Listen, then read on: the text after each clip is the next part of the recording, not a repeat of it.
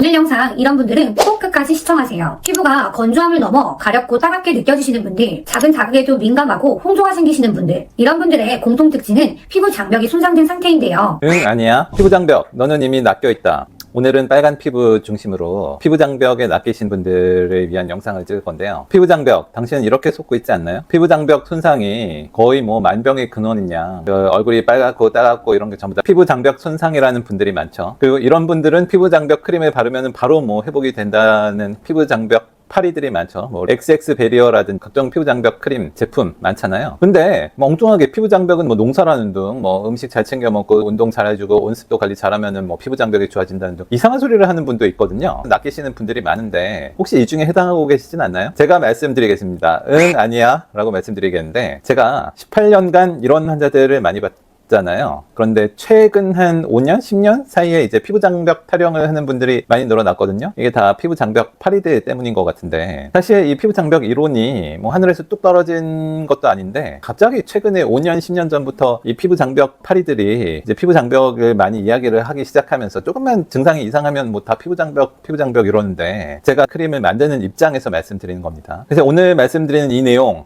논문과 최근 임상과 여러 가지 학술 자료들에 기반 이 내용을 말씀드릴 건데, 요걸 알고 나면은 이제 피부 장벽 파리에게 더 이상 낚이지 않으실 수 있을 거예요. 듣보잡 일반인 분들이 너도 나도 유튜브 찍으면서 뇌피셜 영상들을 많이 찍으시는데, 그런 거 말고 요 논문에 입각한 팩트만 말씀드리겠습니다. 제 뇌피셜이 아닙니다. 피부 장벽 손상, 이 모든 게 피부 장벽 손상 때문이야 라고 하는 분들이 많은데, 특히 일반인 분들이. 근데 이제 피부 장벽 손상은 원인이 아니고 현상, 결과예요. 여기 논문에도 나와 있잖아요. 임상 증상이나 피부 장벽 손상, 그리고 이제 피부의 피지 활동 사이에는 아직 명확한 상관관계가 없다고 나와 있거든요. 근데 이 피부 장벽 손상이라는 거는 모든 염증성 피부 병변에는 분명히 있다는 거죠.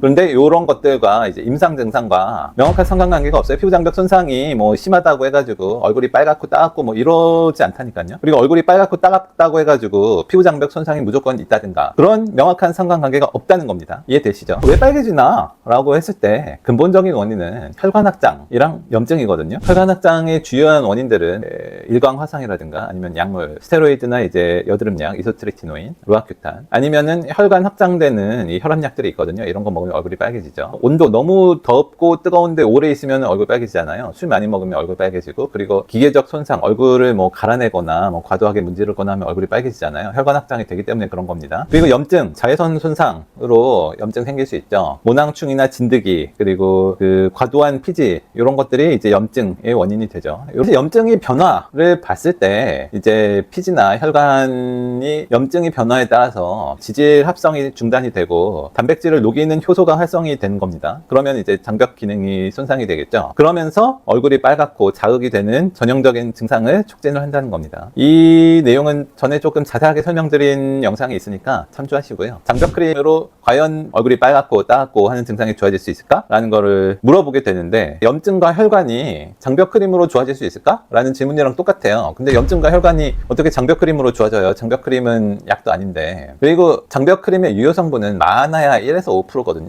95% 이상은 물과 기름이에요. 거기다가 이 장벽 크림화를 하면서 유화제, 계면활성제, 방부제, 용제 이런 것들이 들어가는데, 이런 것들이 자극성이 높거든요. 약이 아니기 때문에 여기서 뭐 크게 효과를 기대하지 마시고, 이거 발라가지고 자극감만 없으면은 그냥 돈값 했다라고 생각하시면 됩니다. 이런 크림들의 기본적인 목적은 그냥 보습, 이상도 이하도 아니에요. 너무 기대가 크면 실망도 크잖아요. 이걸로 장벽을 크게 좋아지게 할 수 없다고 생각하시면 그게 편합니다. 안면 혈관이나 안면 피부의 염증이 뭐 잠만 잘 잔다고 충분히 개선되지는 않는다는 거죠. 잠 잘 잔다고 치료 다 될 것 같으면 병원에 갈 필요가 뭐가 있어요. 피부 장벽 손상, 이거는 현상이고 원인은 혈관과 염증이거든요. 이거를 비유를 하자면은 싱크홀 있잖아요. 싱크홀이 갑자기 생기면은 뭐 보도블럭이나 밑에 아스팔트 포장한 거 다 터지고 무너지잖아요. 근데 원인이 보도블럭이 다 터지고 뭐 밑에 아스팔트 포장한 게 다 터져가지고 싱크홀이 생기는 건가요? 아니면 싱크홀 싱크홀이 생겼기 때문에 보조블럭이 터지고 무너지고 그러는 건가요? 지하도나 상수도 때문에 집안이 침하돼서 생기는 게 싱크홀이잖아요. 그러니까 기본적인 혈관이 문제. 그래서 이 원인과 결과가 잘 생각해 봐야 됩니다. 모든 게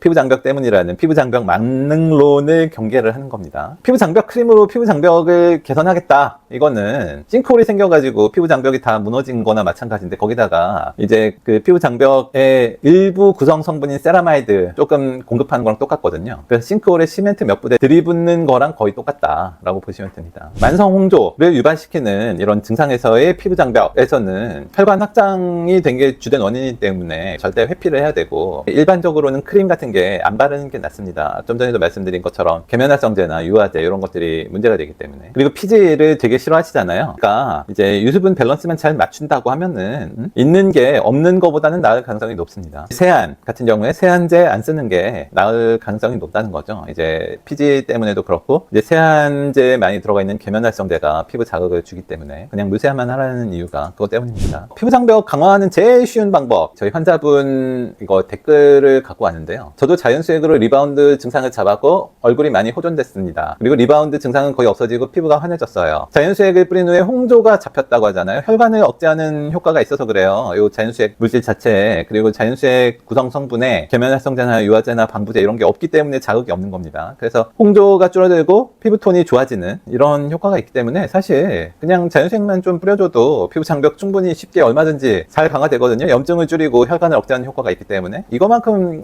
간단한 게 없어요. 그냥 갖다 뿌리기만 하면 되니까 얼마나 쉬워요. 피부 장벽 강화하는 게 별게 아닙니다. 마지막으로 저희 임상 보여드리면은 이 환자 같은 경우에 치료기간 1년 조금 넘는데 나을 수도 있다, 그런 건 없습니다. 이 혈관 확장만 된 거 잘 줄여주면 되기 때문에 사실 이 환자도 쓸데없이 뭐 불필요한 치료를 오래 해가지고 저희 병원 오시기 전까지 한 몇 년 된 증상 가지고 있었던 분인데 치료 자체는 상당히 빨리 깨끗하게 완벽하게 잘 된 케이스입니다. 그래서 뭐 나을 수도 있다? 제가 그렇게 희미한 얘기를 잘 안 하잖아요. 낫는다면 낫습니다. 그렇게 치료 자체가 어렵지가 않아요. 그리고 항상 뭐 저희 고정 댓글을 안내해 드리지만 치료 효과가 없으면은 뭐 다 환불해 드리는 프로그램도 있거든요. 오늘 영상은 여기까지 하겠습니다. 고맙습니다.